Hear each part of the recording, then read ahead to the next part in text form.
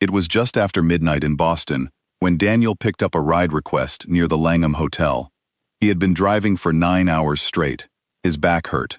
His coffee was cold, and he had exactly $43 in his account until Friday, which was still 2 days away. He was not thinking about anything important when he pulled up to the curb. He never was at that hour. You just drive, you just get through the night. A woman got into the back seat. She looked like the kind of person who never takes a rideshare. Dressed well, quiet.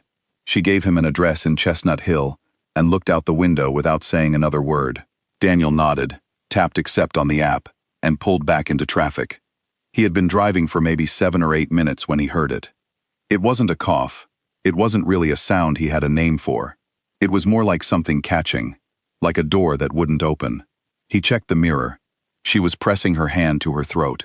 Daniel pulled over before his brain had fully caught up with what his body was doing. He turned around. Her face had changed. Her lips were going a color that lips are not supposed to go. "Ma'am," he said. "Hey, talk to me." She couldn't. Her throat was closing. He knew what that was. His daughter had a peanut allergy. He had sat in an emergency room with her when she was 4 years old and watched a doctor fight to keep her airway open. He knew exactly what this looked like. He reached over the seat and grabbed her purse. She didn't stop him. She couldn't. He found an EpiPen case in about 3 seconds flat. He opened it. Empty. Both slots. Used already. He called 911. The dispatcher told him 6 minutes. He looked at her face and thought, 6 minutes is not going to work.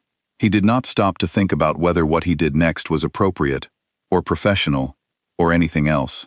He climbed into the back seat, tilted her head back the way he had been taught in a CPR class he took 8 years ago at the community center, and he breathed for her, mouth to mouth, in the back of a Toyota Camry, on a side street in downtown Boston, while the city moved around them like it had no idea.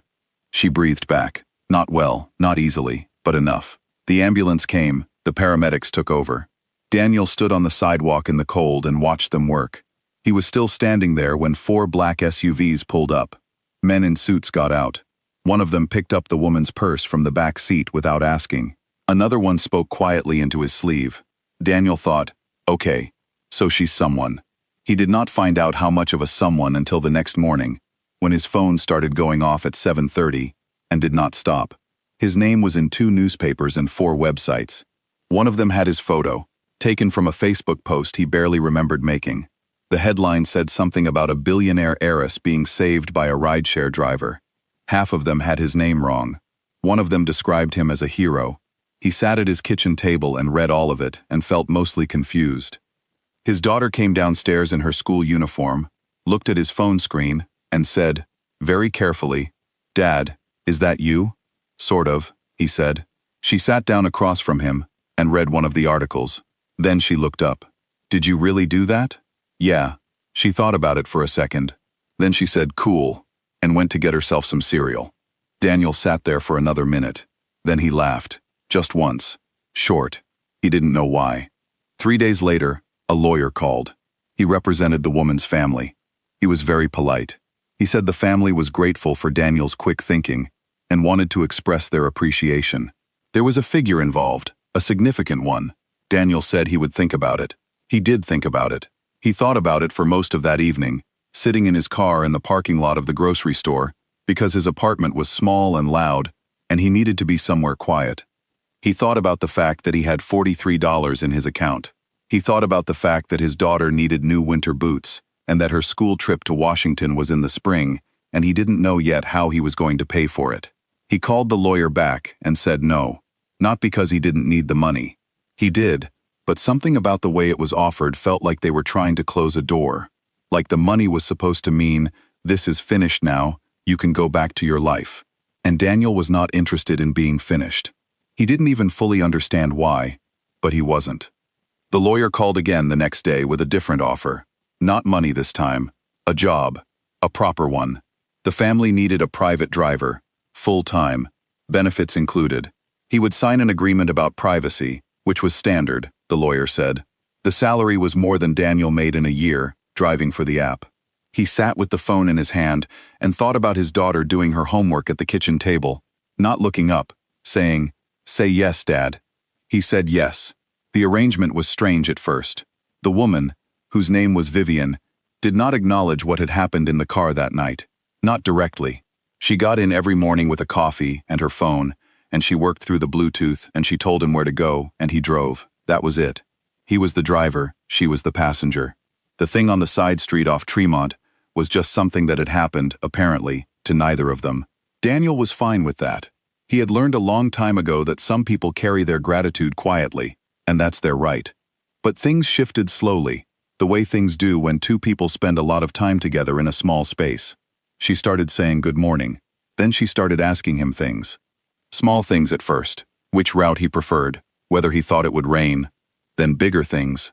What he thought about a neighborhood they were driving through. Whether he had family here. How long he had been in Boston. He told her about his daughter. She asked questions, real ones, not polite ones. He noticed the difference. One morning, about 6 weeks in, she got into the car and didn't take out her phone. She just sat. They drove for a while in silence. Then she said, "Can I tell you something that I am not supposed to tell anyone?" Daniel kept his eyes on the road. "You can tell me whatever you want," he said. "I'm just the driver." She was quiet for another moment. Then she told him. What she told him was this. The night she got into his car, she had not been coming from a dinner or an event. She had been at that hotel meeting a journalist. Off the record. She had been getting ready to hand over documents, financial documents, that showed that her family's charitable foundation had been moving money in ways that it should not have been moving money. She had been building toward this for 2 years. That night was supposed to be the night it started. Then the reaction happened, and the night became something else entirely. "The journalist still wants to run the story," she said. "The documents are still there. I stopped. After everything, I stopped." Daniel drove. The city moved past the windows. "Why are you telling me?" he asked. She looked out the window. "Because you're the only person in my life who has never wanted anything from me," she said. "Not even a thank you. Which is strange, by the way. Most people want the thank you.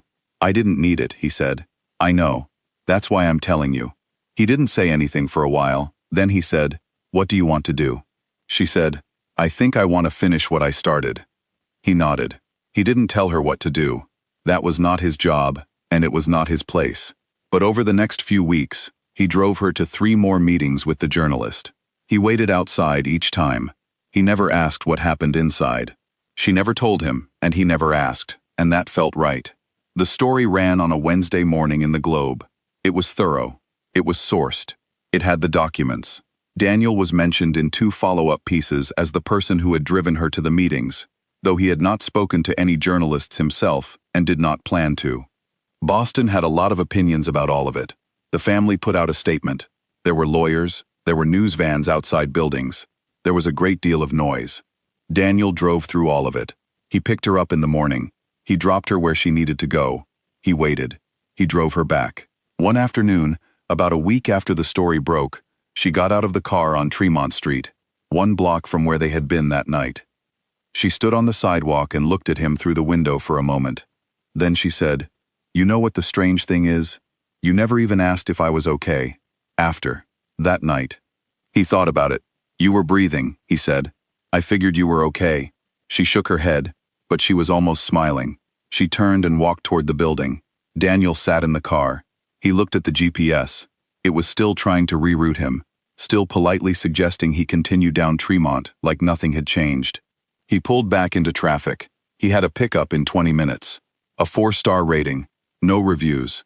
Just an address and a name, and the city moving around him the way it always does, not knowing and not caring about anything that had happened, which is exactly what cities do. And Daniel, for the first time in a long time, felt like that was fine. Like the night was just the night, and the drive was just the drive, and he would get through it the same way he always did, 1 turn at a time.